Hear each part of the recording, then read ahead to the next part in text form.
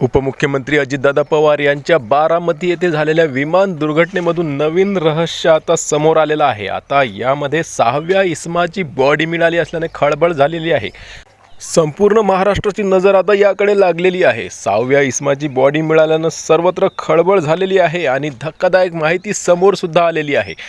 बारामतीमध्ये 28 जानेवारी 2026च्या सकाळी 8:45 वाजताच्या आसपास हा अपघात झाला होता आणि काही क्षणातच होत्याचं नव्हतं झालं होतं। आता या अपघातामुळे आणि जे काही बॉडी मिळालेली आहे 6व्या इसमाची, यामुळे आता राजकीय वर्तुळात खळबळ झालेली आहे। आता 6व्या इसमाची बॉडी मिळाल्यानं अजितदादा पवार यांच्यावर राजनीतिक काटकरस्थान करण्यात आले होते का, असा प्रश्न संपूर्ण महाराष्ट्राला पडलेला आहे। तत्पूर्वी आपण जाणून घेऊया की विमानामध्ये किती जण होती। अगोदरच्या बातम्यांमध्ये ज्यावेळेस की हा 28 तारखेला अपघात झाला त्यावेळेस सर्वच न्यूज चॅनलवर म्हणा प्रसार माध्यमातून 6 जण त्या विमानात बसलेले असल्याची माहिती समोर आली होती। परंतु नंतर 6 माणसांची नावं कोणी घेतच नव्हतं आणि फक्त 5च जण त्यामध्ये होते अशा प्रकारची माहिती समोर आली, कारण की 5च बॉडी त्या विमानातून मिळालेले होते। मग आता 6वा इसम गेला तर गेला कुठे, कारण की सर्वात आधी 6 जण त्या विमानामध्ये बसली होती अशा प्रकारची माहिती सर्वच प्रसारमाध्यमांनी दिली होती।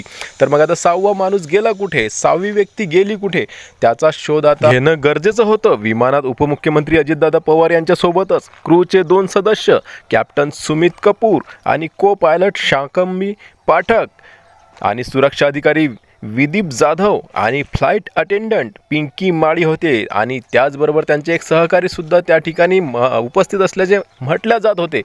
परंतु प्राथमिक जे काही बातम्या किंवा न्यूज यावर प्रसारमाध्यमातून दाखल होतं त्यामध्ये अशाच प्रकारची माहिती समोर आली होती। परंतु नंतर मात्र त्या विमानातून फक्त 5च बॉडी मिळाली होती। मग 6वी बॉडी गेली कुठे, 6वा इसम गेला कुठे, असा प्रश्न सर्वांना पडला होता। आता त्याच पार्श्वभूमीवर आता ही 6वी बॉडी मिळाली असल्याचं सांगण्यात येत आहे। आता हे कशी मिळाली, का मिळाली, कुठे मिळाली, सर्व काही पुढे व्हिडिओमध्ये मी सांगणार आहे। तत्पूर्वी आपण बघून घेऊया की ही जे विमान आहे हे कशा प्रकारे क्रॅश झालं होतं, कशा प्रकारे हा अपघात झाला हे जाणून घेऊया। मुंबईतून लिअरजेट 45 XR विमानाचं उपमुख्यमंत्री अजित पवारांचं बारामतीकडे उड्डाण झालं।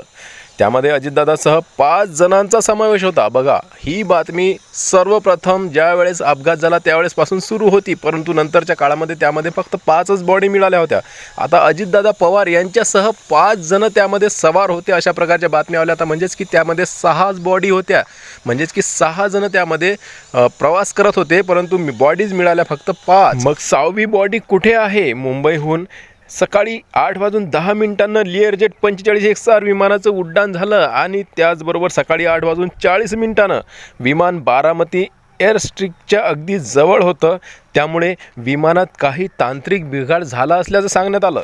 सकाळी 8:46 तांत्रिक बिघाड झाल्यामुळे वैमानिकाचं विमानावरचं नियंत्रण सुटलं आणि बारामतीतील गोजीबावी परिसरातील शेतात विमान कोसळलं। त्यामध्ये अजित पवारांसह सर्व जणांचा मृत्यू झाल्याचं बातमी वाऱ्यासारखी पसरली। बारामती परिसरात दाट धुके, दृश्यतामान अत्यंत कमी असल्याची माहिती समोर आली। बारामतीचे विमानतळ लहान आहे आणि त्याच्याकडे ILS म्हणजेच की इन्स्ट्रुमेंट लँडिंग सिस्टम सुविधा नाही आहे, जे की विमानातील वैमानिकाशी संपर्क करतात आणि त्यांना ऑटोमॅटिक लँडिंग करता येते। परंतु बारामती विमानतळावर हे इन्स्ट्रुमेंट नसल्या कारणानं पायलटला मॅन्युअली लँडिंग करावी लागली।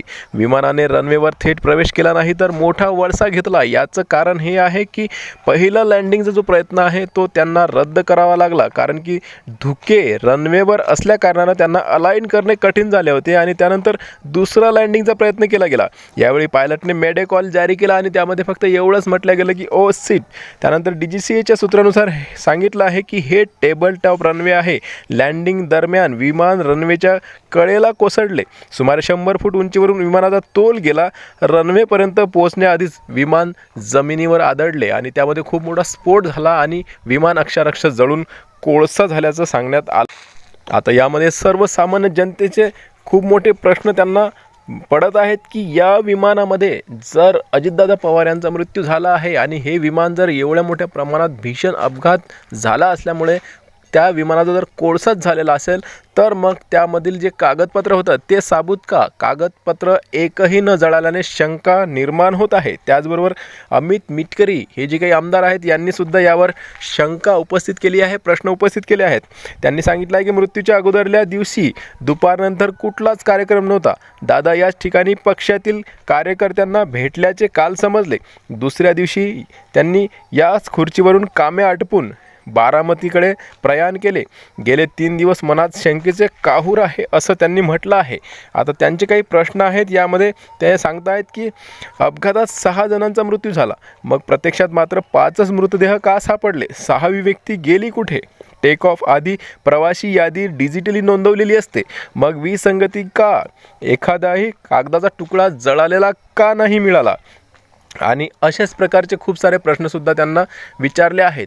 तर यामध्ये कुठेतरी शंका निर्माण करणारे हे प्रश्न आहेत. आणि खरंच या अगोदर जे काही प्रसारमाध्यमातून सांगण्यात येत होतं की 6 व्यक्ती या प्रवासामध्ये होते, या विमानामध्ये होते, परंतु बॉडीज मात्र 5च मिळाली. तर मग 6वी बॉडी कुठे गेली? 6वा व्यक्ती कुठे गेला?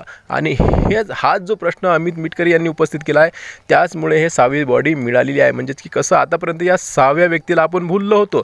सर्व महाराष्ट्रभर फक्त 5च बॉडी मिळाल्या असल्याचं माहीत झालं आणि होतं, त्यावर कोणीही प्रश्नचिन्ह निर्माण केलं नाही आहे. परंतु अमोल मिटकरी यांनीच प्रश्नांच्या माध्यमातून ही बॉडी लोकांसमोर आणून ठेवलेली आहे. आतापर्यंत ही बॉडी 6वी जी बॉडी होती पडद्याच्या आड होती. कुणीही त्यावर प्रश्न विचारत नव्हतं, कुणालाही याबद्दल एवढं महत्त्व नव्हतं. परंतु अमोल मिटकरी यांनी जनतेसमोर ही 6वी बॉडी आणून ठेवलेली आहे प्रश्नांच्या माध्यमातून. आता सरकारला आणि तपास माध्यमांना सांगावंच लागणार आहे की 6 व्यक्ती जर त्या विमानात प्रवास करत होते तर मग 6वी बॉडी कुठे आहे? ते आता कधी मिळणार आणि कशी काय गायब झाली? या सर्व प्रश्नांची उत्तरे आता त्यांना द्यावी लागणार आहेत.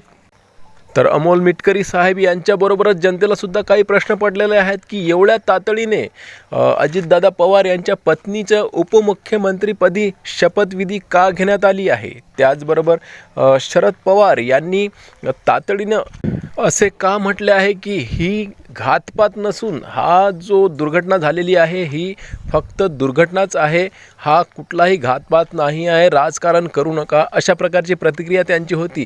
मग आता शंकेची जी पाल आहे ती सर्वसामान्य जनतेच्या मनामध्ये चुकचुकणारच आहे.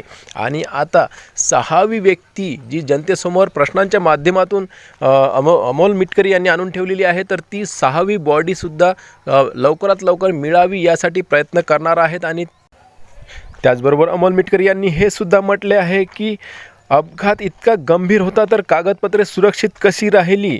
आता या संपूर्ण प्रकरणाची सखोल चौकशी व्हावी यासाठी आपण दिल्लीला जाऊन केंद्रीय गृहमंत्री आणि प्रधानमंत्री यांच्याकडे थेट मागणी करणार असल्याचं त्यांनी सांगितलेलं आहे. आता या प्रकरणामध्ये एक अलगच वळण आलेलं आहे, कारण की सखोल चौकशी व्हायला पाहिजे. यामध्ये घातपाताची शक्यता नाकारता येत नाही. जसे काही प्रश्न समोर आलेले आहेत त्यावरून असं वाटत आहे की कुठेतरी काहीतरी अजितदादा पवार यांच्यासोबत कट कारस्थान आहे, हे झाले आहे का? त्यांच्यासोबत कुणी घात केला आहे का? केला तर मग कुणी? हा जनतेसमोर यायला पाहिजे आणि त्यावर योग्य ती कारवाई केली गेली पाहिजे. या सर्व दुर्घटनेचा खुलासा झाला पाहिजे असं सर्व जनतेचं मत आहे.